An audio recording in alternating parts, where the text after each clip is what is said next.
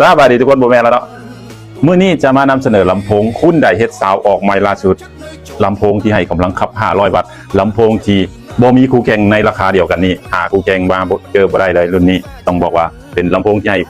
มาพร้อมกับไม้ร้อย2 อันเป็นไม้ชาร์จแบบได้ไม้เป็นไม้เล็กงามๆแบบนี้เลยและเดี๋ยวสิมาหมุนให้เบิ่งว่าบอดี้เป็นอะไรเดี๋ยวทุกคนเด้อเบิ่งนำกันนี่บอดี้สี่เหลี่ยมทั้งเทิงเป็นกันจับงามๆแบบนี้และพิเศษโปรโมชั่นช่วงนี้เฮาแถมขาตั้งให้มันใส่ขาตั้งได้เนาะจะบ่เปื้อนเวลาไปฟังนอกอย่างเงี้ยและแถมดอกไฟปาร์ตี้ให้สร้างแผงสามารถเก็บไปทางได้สามารถจ่ายผ่อนได้สนใจมาฟังเสียงตัวจริงได้ที่บ้านสร้างคู่เมืองไทยธานี